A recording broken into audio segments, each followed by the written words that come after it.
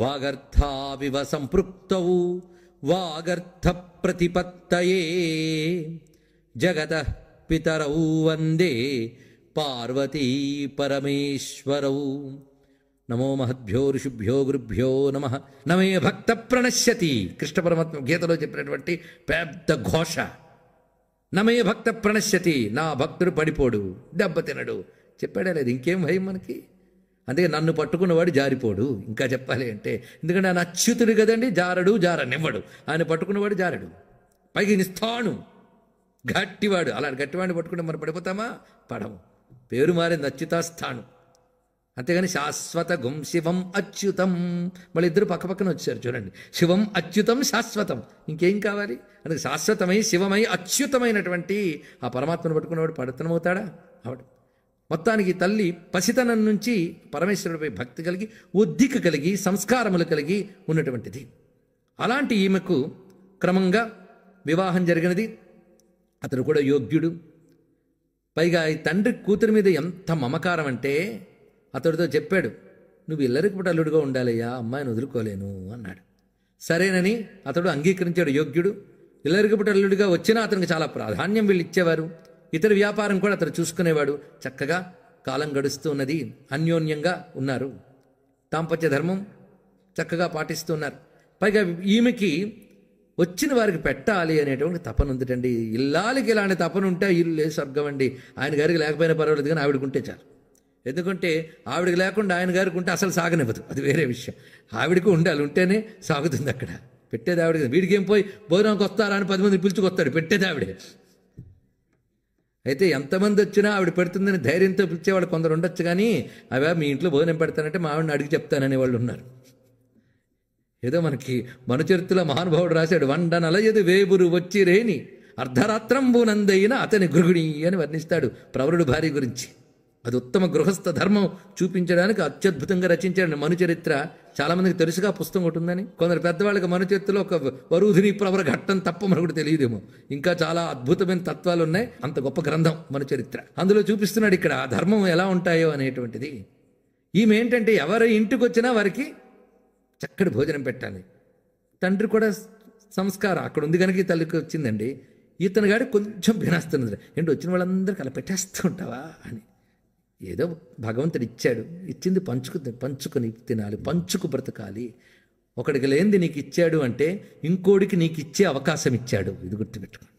ఒకడికి లేనిది నీకు ఇచ్చాడు అంటే ఇంకోడికి నీకు ఇచ్చే అవకాశం. ఆయన ఇవ్వచ్చుగా వాడికి. ఆయన ఇస్తే ఆయనకి పుణ్యం వస్తుంది, ఆయనకి పుణ్యం అక్కలే పాపం అక్కర్లే. నీకు నువ్వు ఇస్తే నీకు పుణ్యం వస్తుంది, కానీ నీకు పుణ్యం ఇవ్వాలని నీకు ఇచ్చట. ఇది గుర్తుపెట్టుకోండి. అందుకే ఈ ఒక్క సూత్రం మనం ప్రపంచంలోకి వదలగలిగితే బ్యాలెన్స్ ఆఫ్ సొసైటీలో ఎకనామికల్ బ్యాలెన్స్ వస్తుంది. మీరు పరిశీలించండి. ఆధ్యాత్మిక ధర్మాలన్నీ కూడా సొసైటీని బాగు చేసేవే. మన సొసైటీ లైఫ్ యాక్టివ్గా ఉన్నప్పుడు ఇవి తెలుసుకోం. అందుకే ఇది వేరు అది వేరు అనుకుంటాం.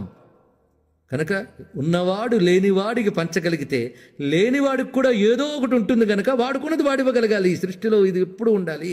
ఆదాన ప్రదానం, ఇచ్చి పుచ్చుకో, ఇదే వ్యవహారం ప్రపంచంలో నడవాలి. దీని పేరే యజ్ఞం, మరొకటి కాదు. ఇదే యజ్ఞ సంస్కృతి.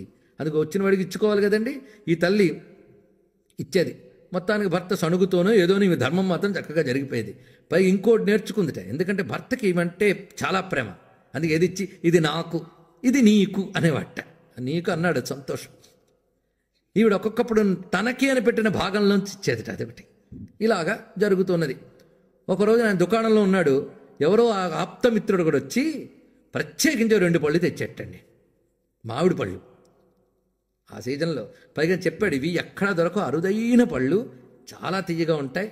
ఇవన్నీ చెప్పి ఈ 2 పళ్ళు మీకు నేను సమర్పించుకుంటున్నాను మిత్రుడు ఇచ్చాడు. ఈయనకి వెంటనే ఇంటికి పంపించాడు. ఇవి పంపించగానే ఇలాంటివి అప్పుడప్పుడు జరుగుతుంటే ఆవిడకి తెలుసు, భోజనంలో వడ్డించాలి ఆయనకి.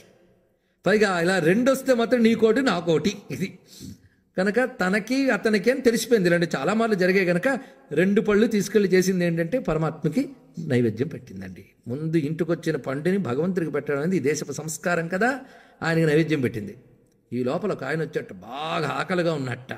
వచ్చి అమ్మా ఆకలిస్తుందమ్మా, ఏదైనా ఉంటే పెట్టమ్మా అంటే, కాసేపు ఉంటే వంట పూర్తి చేస్తాను, నిలవలేనమ్మా, తొందరగా వెళ్ళిపోవాలి, ఆకలి తీవ్రంగా ఉంది. వెతికితే ఏవో తినడానికి కొంత సామగ్రి దొరికింది. ఇక మామిడి పండు చూసింది. పాప ఆయన ముచ్చటగా పంపాడు కానీ ఆయనకు ఒకటి ఉంచుతాను, నా భాగం తీసుకువెళ్ళి వీడికి ఇచ్చేస్తాను అని వచ్చినటువంటి వాడికి ఇచ్చేసింది. ఆయన ఇలాగే వచ్చి ఇచ్చేస్తూ ఉంటాడు. వచ్చినవాడు ఆయనే అని తెలియగలగాలి. లేకపోతే వాడు చూశాను కానీ అంత కళకన లేదండి అంటే నువ్వు కళగా కనబడితేనే పోల్చుకుంటావని ఆయనకు తెలిసి కళ లేకుండా వస్తాడు. ఆయన మామూలు వాడు కాదు. ఆయన మనకేం తెలుస్తాయి ఏ వేషంతో వస్తాడో. మొత్తానికి ఈమె మాత్రం శివస్వరూపంగా భావన చేసి ఇచ్చేసిందండి పండు. ఆయన శుభ్రంగా తిని అమృతప్రాయంగా ఉందమ్మా అని చెప్పుకోడు వెళ్ళిపోయేట. తర్వాత ఆయన గారు వచ్చారు భోజనానికి. ఆయనకు వడ్డనాన్ని అయిపోయి ఆయన భాగం పండు ఆయనకి ఇచ్చింది. ఆయన తిని ఎంత అమృతోపమానంగా ఉందో పండు, నీ భోజనం అయిందా అన్నాడు. ఇంకా కాలేదు. ఎప్పుడైనా మీరు తినకుండా నేను తిన్నాను ఏంటండి మరి బడాయి కానీ. అలా ఎందుకు అడిగాడంటే నువ్వు కానీ తినకపోతే పండు కూడా నాకు ఇచ్చేయని ఉద్దేశం. అది ఉద్దేశం అనమాట. అప్పుడు అన్నాడు ఆఖరి ఉండబెట్టలేక, ఎందుకు అడిగానంటే పండు చాలా బాగుంది, మా స్నేహితుడికి చెప్పి తర్వాత మళ్ళీ తెప్పిస్తాను కానీ ఇప్పుడు నీ దగ్గర నువ్వు ఉంచుకున్నది కూడా ఇస్తావా, తినాలని బుద్ధి పెడుతుంది అని. ఇప్పటికి మీ భర్త కావాలి అని అడిగితే భార్య ఇవ్వకుండా ఉంటుందా? ఇవ్వలేకపోతే ఎంత వేదన పడుతుంది. బాధపడింది. నేను ఇచ్చేసానండి అని చెప్పలేదు. భర్త ముచ్చటపడి అడిగాడు. ఇలాంటి సందర్భం ఎప్పుడు తారసపడలే. తిన్నగా తను పూజ చేసుకుంటుంది. ఆ శివలింగం దగ్గరికి వెళ్ళింది. స్వామి, ఇందాక వచ్చిన వాడికి శివార్పణమని ఇచ్చేసాను నేను.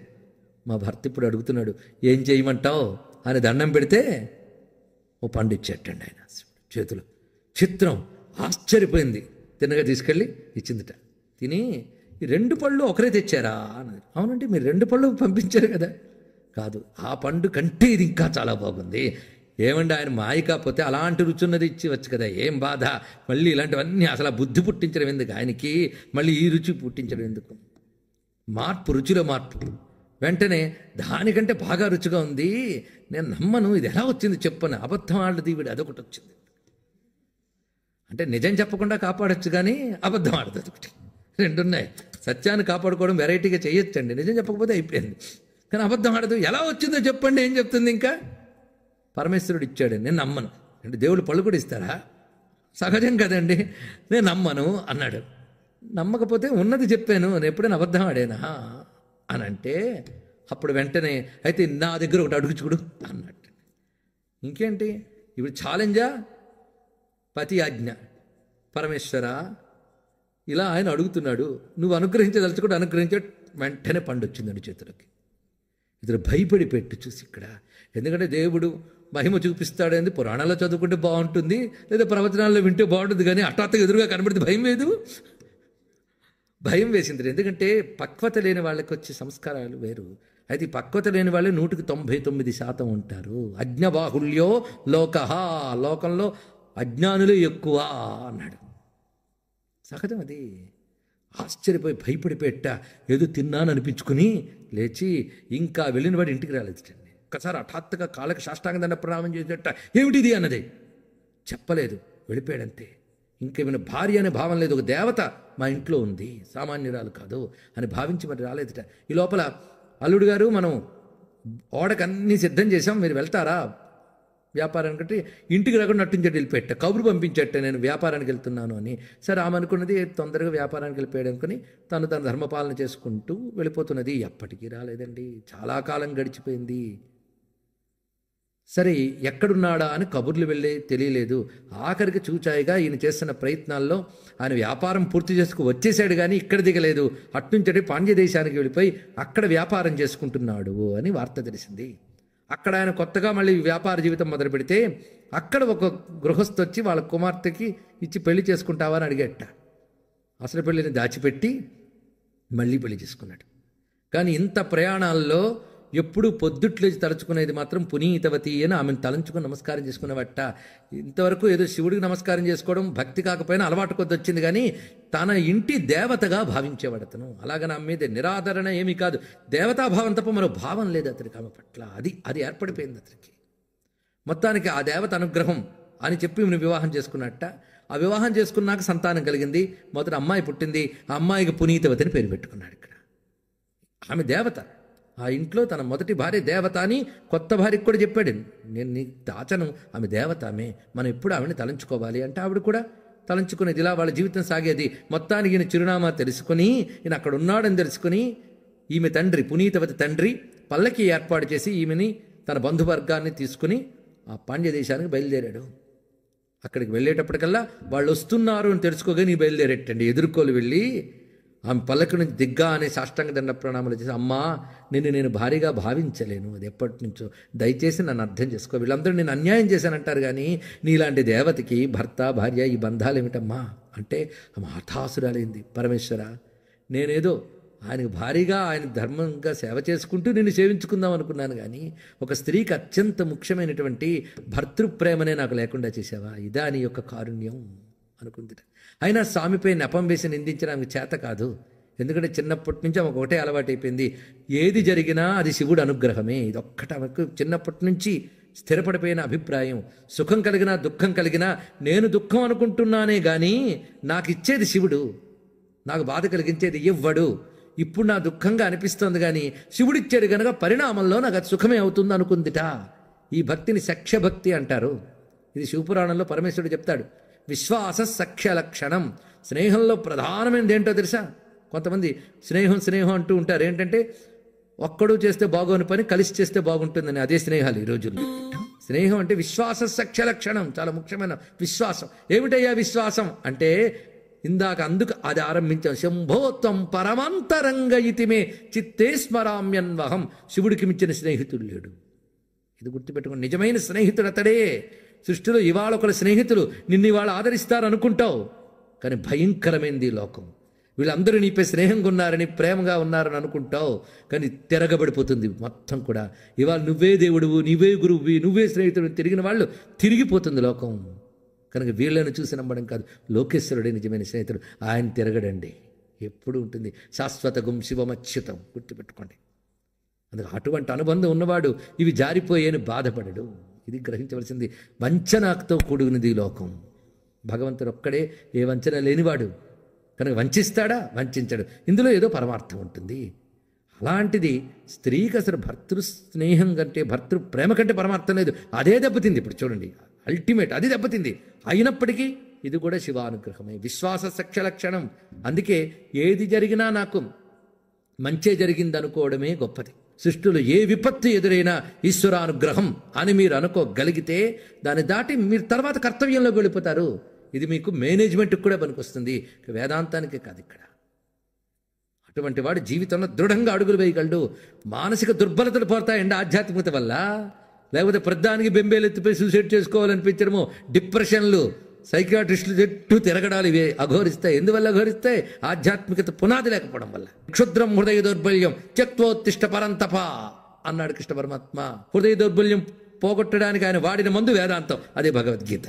ఈ తల్లి ఎంత దృఢంగా ఎదుర్కొందండి. సరే మీ ఇష్టం అన్నదండి, అంతే. అప్పుడు ఆమె ఏం చేసింది? ఆయన సుఖంగా ఉన్నాడు, పైగా ఆయనకి నాపై దేవతాభావం ఉంది. అంతేగాని ఆయనే నన్ను దేవత అన్నాడు కనుక నేను దేవతనేమో.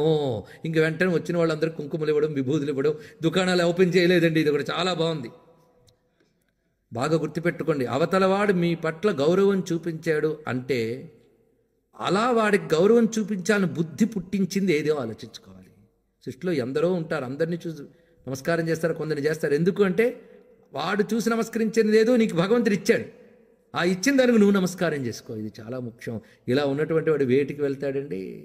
ఇది గమనించుకోవాల్సింది. అందుకే వాళ్ళు నిరాశీ నిర్నమస్క్రియ అన్నారు. ఇక్కడ వాళ్ళు ఆశీర్వదించరు, నమస్కరించరు. ఎవరు? బ్రహ్మవేత్తలు. ఇది మనకి మాండుక్యోపనిషత్తుకి కారికలు రాస్తూ చెప్తున్నారు గౌడ భగవత్పాదులు వారు. ఎంత చక్కగానో చూడండి ఇక్కడ. నిరాశీ నిర్నమస్క్రియ. అందుకే యోగులు ఒకరికి ఆశీర్వదించట, నమస్కరించట. అంతా బ్రహ్మమయమని చూసేవాడికి ఏముంటుందండి? అందుకే మన పీఠాధీశ్వరుడు శృంగేరి భారతీ తీర్థస్వామి మొదలైన వారి వద్దకు వెళ్ళి నమస్కరిస్తే నారాయణ నారాయణ అంటారంతే. అందుకని శీఘ్రమే కళ్యాణి ప్రాప్తిరస్తు దీర్ఘాయురస్తు అని ఎతి ఆశీర్వదించకూడదు, గుర్తుపెట్టుకో. బ్రహ్మవిద్బ్రహ్మయోగత, సర్వం బ్రహ్మము. అదిగో నమస్కరించరు, వాళ్ళు నమస్కరించరు, వాళ్ళు ఆశీర్వదించరు. అది వారు తమకు తాము గొప్ప అనుకోరు, అంతా బ్రహ్మమే చూస్తారు. అందుకే భక్తుడైనటువంటి వాడు ఆ పని చేయడండి. ఈమె దేవత అనే భావం అతడిది. ఆ భావం అతన్ని రక్షిస్తుంది. అంతేకాదు అతడిట చెప్తాడు ఏమితో, వ్యాపారంలో కష్టం వస్తే పునీతవతిని తలుచుకుంటే ఆ కష్టం దాటిపోతున్నాను తెలుసా అని చెప్పాడండి ఆమెతో. ఊళ్ళో అందరూ చెప్పాడు ఆమె దేవత అండి, దేవతని. ఊళ్ళో వాళ్ళందరూ దండం పెట్టారు కానీ ఇక్కడ మంచి ఆశ్రమం పెట్టుకుంటూ రోజులు గడిచిపోతుంది అనుకోలేదు ఆవిడ. ఇలాంటి వాళ్ళ దగ్గర ఉంటే తన సాధన ఆగిపోతుంది అనుకుంది తల్లి. ఏం ఆలోచన చూడండి ఇక్కడ. అందుకు ఆ తల్లి వెంటనే పరమేశ్వరుడు నమస్కారం చేసి, స్వామి నాకు నువ్వు చక్కటి ఆరోగ్యవంతమైన అందమైన దేహాన్ని ఇచ్చావు, లావణ్యమైనటువంటి దేహాన్ని ఇచ్చావు. ఇది భర్తృసేవకు వినియోగింపబడుతుంది అనుకున్నాను. ఇంకే లావణ్యం ఇంకెందుకయ్యా నాకు నిన్ను సేవించుకునే దృఢత్వం ఇవ్వు, నా శరీరానికి ఉన్న అందాన్ని తీసేసి వికృత రూపాన్ని ఇవ్వని అడిగిందిటండి ఆవిడ. ఎంత దమ్ము ఉండాలండి అలా అడగడానికి. పరమేశ్వరుడు అనుగ్రహం చేయడానికి ఇవ్వడానికి ముందుకు వస్తాడేమో ఆయన. మొత్తం తీసేట వికృతంగా వృద్ధ రూపం వచ్చేసింది ఆమెకి. శరీరానికి మాత్రం దాఢ్యం వచ్చింది. ఎందుకంటే సాధనకి దాఢ్యం కావాలి, ఆరోగ్యం కావాలి. రూపం వికృతం అయిపోయింది. ఒక ముసలితనపు రూపం వచ్చింది. చూడడానికి పిశాచమా అన్నంత భీకరంగా ఉంది రూపం. కానీ ఆమె చాలా మురిసిపోయింది. ఎందుకంటే సాధనకే శరీరం, సౌందర్యానిక ఇది. ఆ దృష్టి కావాలంటే ఎటువంటి స్థితి ఉండాలండి? దేహంతో తాదాత్మ్యం లేని స్థితి ఉండాలి అక్కడ. ఎందుకంటే ఎలాగో ఇది వికారమే. ఎంతవరకు అయ్యా సౌందర్యం అంటే చర్మపు లోతు అన్నాడు. సౌందర్యం తాలూకా పరిణామం ఎంతటే చర్మపు లోతు అంతే. Beauty is the skin deep అంతే కదండి. చర్మపు లోతు అది తీస్తే ఒకటే. ఏవి చూసి బయట చూస్తే భయపడతామో అవే కదా లోపల ఉన్న సరుకంతా. ఏం లోపల బంగారం వజ్రం పెట్టుకు తిరుగుతున్నామా? వజ్రం బంగారం బయట అందంగా కనిపిస్తాయి, లోపల వజ్రం లేదు, బంగారం లేదు.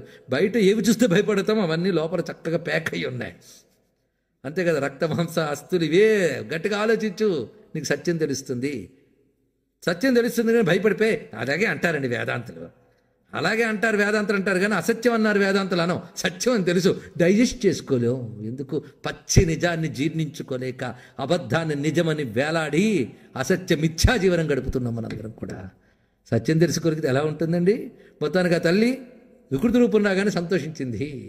ఆయన ఉంచినంతకాలం ఉంచుతాడు ఆయువు, ఉన్నంతకాలం ఆయువుని ఆయనకి అర్పిస్తాను, ఇదే నిశ్చయం.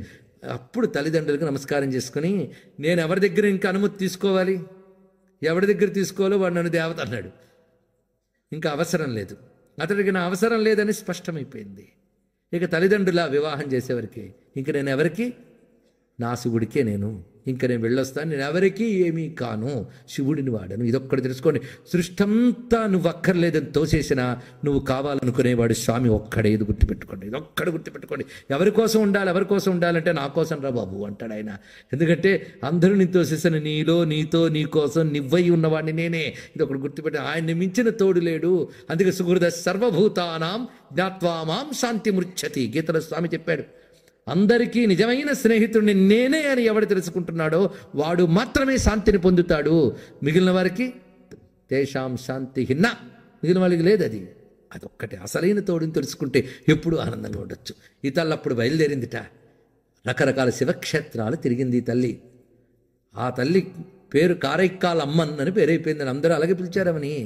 ఆమె క్షేత్రములు తిరుగుతూ శివదర్శనం చేస్తూ ఆనందానుభూతితో సంకీర్తనలు ఆలపించేదా తల్లి. అలా సంచరిస్తూ ఉండగా ఆ తల్లి ద్రవిడ దేశంలో క్షేత్రాలు చూస్తూ క్రమంగా ఉత్తరాది క్షేత్రములకు కూడా వెళ్ళి వారణాసి ఇత్యాది క్షేత్రములు దాటి వెళ్ళింది ఈ తల్లి. నిజానికి అంత దాకా వెళ్ళినటువంటి నాయనాళ్ళు కొద్దిమంది కనిపిస్తారు మనకి.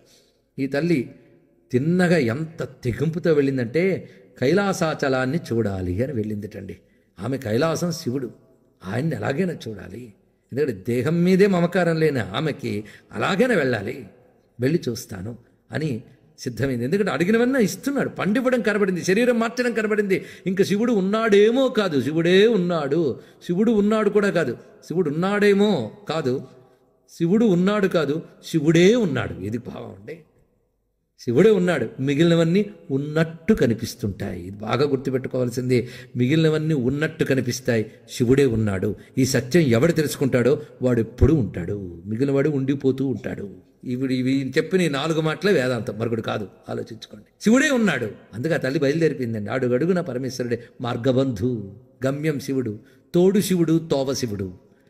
తోవ శివుడు, తోడు శివుడు, చేరవలసిన చోటు శివుడు. ఇంకేం కావాలి? బయలుదేరి వెళ్ళిపోయింది ఆ తల్లి. హిమోత్పర్వత ప్రాంతాలు పెడుతూ బదరీ కేదారు దర్శనాలు, కేదారనాథుడిని దర్శించింది. ఆ కేదారనాథు నుంచి బయలుదేరిందండి కైలాస పర్వతానికి. అదే అసలు త్రోవ కైలాసానికి. పూర్వం ఆ పద్ధతిలో వెళ్ళితే కొన్ని నల్లు పట్టేది. ఇప్పుడు మనకు అన్ని ఫెసిలిటీస్ చాలా, అందుకే మనకు ఫెసిలిటీస్ ఎక్కువైపోయాయి, క్షేత్రాలు దగ్గరైపోయాయి, భగవంతుడు దూరం అయిపోయాడు. గుర్తుపెట్టుకోండి మనకి, అవునా లేదా? ఎందుకు? ఫెసిలిటీస్, భగవంతుడు కాదు. అంతే కదా. ఈ రోజుల్లో మనం చూస్తున్నవన్నీ అంతే. మనుషులు దగ్గరైపోయారు, మనసులు దూరాలైపోతున్నాయి. కమ్యూనికేషన్ సిస్టమ్ డెవలప్ అయిపోయింది, కానీ మనసులు దూరాలైపోతున్నాయి, మనిషికి మనుషులు దూరాలైపోతున్నాయి, తనకు తాను దూరం అయిపోతున్నాడు. అవునా కదా? తెలుసుకోండి. దూరాల్లోని దగ్గరతనాలు. ఆ రోజుల్లో తిరిగిందండి ఆ తల్లి. అక్కడి నుంచి కైలాసానికి బయలుదేరింది. అయ్యా ఆ మార్గం ఉంది, ఆ మార్గంలో కష్టపడి వెళ్ళింది. చిత్రం ఏంటంటే కైలాస సమీపానికి వచ్చింది, కానీ ఇందరు నయనార్లలో కైలాసానికి సక్సెస్ఫుల్గా వెళ్ళిన ఆవిడ ఒక్క ఆవిడ, ఇంకెవరు వెళ్ళలేకపోయారు. ఇది ఒకటి, ఇవిడ ఒక్కరే వెళ్ళగలిగారండి. కైలాసానికి వెళ్ళిన నయనారు ఒక స్త్రీమూర్తి, మగమగ మహాధీరులు కూడా వెళ్ళలేకపోయారు. ఇక్కడ చూడండి, ఆవిడ వెళ్ళిందిట. అయితే కైలాస సమీపానికి వచ్చేటప్పటికల్లా ఆవిడ ఇంకా కాళ్ళతో కాకుండా చేతులతో నడిచిందిటండి. కైలాసం మీద కాలు వేయడమా ఆమె భావనది. చేతులతో నడిచిందిట కైలాసంకి, చేతులు వేసుకు. ఎంత కష్టపడి ఉంటుందో ఆ తల్లి ఊహించండి. ఆనందంగా వెళ్ళింది, కష్టపడలేదుట, ఇష్టపడి వెళ్ళింది ఆవిడ. ఆ చేతులు అలా పెట్టుకుంటే పరమేశ్వర ఆ శివనామం శివ గీతాలు ఆలపిస్తున్నది. ఆ వెళ్ళగానే పార్వతీ పరమేశ్వరులు కనబడ్డాట అక్కడ. ఆయన తన కోసం వచ్చి వదులుతాడండి. అక్కడ దాకా తెప్పించి పార్వతీదేవి అన్నది, ఎవరివిడ చూడ్డానికి చాలా వికృతంగా ఉంది, చేతులు అలా పెట్టుకొచ్చింది. ఆవిడకి తెలీదా? ఈయనేం చెప్తాడు, ఆ చెప్పింది ఆవిడ వినాలి, ఆనందించిపోవాలి, ఆయన చేత చెప్పించాలి. అదేంటి అందం అంటే. ఎవరివిడ ఇలా వచ్చేస్తుందంటే తెలీదా? నా అమ్మ అన్నాడండి శివుడు. చూడండి ఇక్కడ ఇంతవరకు పరమేశ్వరుడు నా అమ్మ అన్నది ఇవిడ ఒక్కరిదే.